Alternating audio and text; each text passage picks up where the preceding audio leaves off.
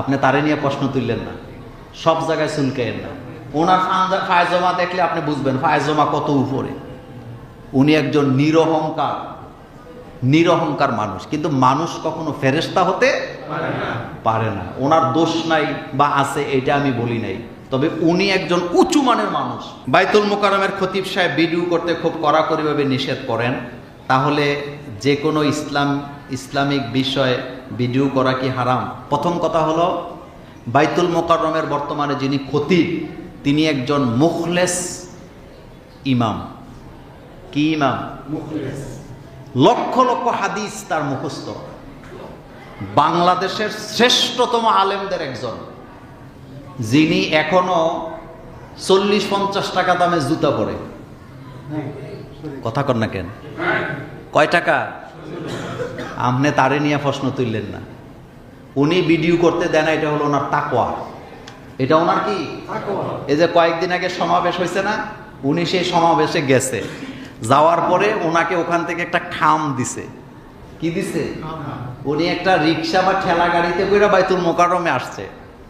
আমি আর আপনি হইলে ভাড়া 100 টাকা হইলে 100 টাকা দিতাম, কিন্তু খতিব সাহেব আমাদের মাওলানা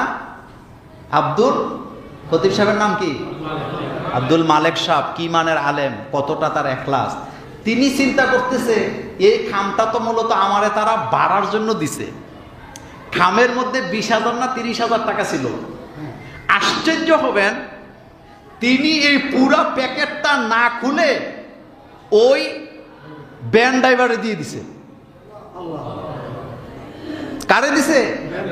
মানে ওনার মাথায় চিন্তা হলো এই প্যাকেটটা দিছে আমারে তারা ভাড়ার জন্য, তো এই ভাড়াটা তো সে পাবে যে আমারে নিয়ে আসছে।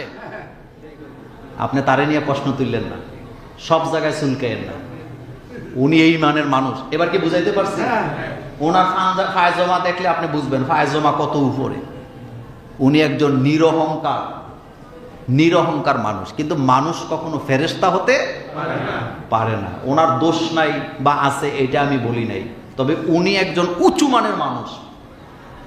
এই যে কাজটা উনি করলেন, প্যাকেটটা যে কি বলে কারে দিছে, এই মানের আরেকটা মানুষ আপনি বাংলাদেশে দেখাইতে পারবেন? আমাদেরকে তো মাহফিলের হাদিয়া কম দিলে চেহারা মোবারক কালো হয়ে যায়। পিএস রে বলে দেয় আর এই মাহফিল দেওয়া যাবে না। আবার যারা কন্ট্যাক্ট করে না তারা ইনডাইরেক্টলি বলে এমনি তো আপনারা আমারে 30-40 হাজার দেন, কন্ট্যাক্ট করি না, দিয়ে দিয়েন। আর উনি ওনার প্যাকেটটা কারে দিছে? তা আপনি বুঝছেন উনি কি মানের মানুষ? উনি একজন সর্বজন শ্রদ্ধেয় আলেম আমাদের বাংলাদেশে। এবং আরো মজার ব্যাপার, উনি কিন্তু আমাদের কুমিল্লার সন্তান। কুমিল্লাতে মেধা আসেনি? কথা কন না। কুমিল্লাতে মেধা আসেনি? উনি কোন জায়গার সন্তান? ডক্টর মিজানুর রহমান আজহারি কোন জায়গার সন্তান? ডক্টর আবুল কালাম আজাদ বাসার কোন জায়গার সন্তান?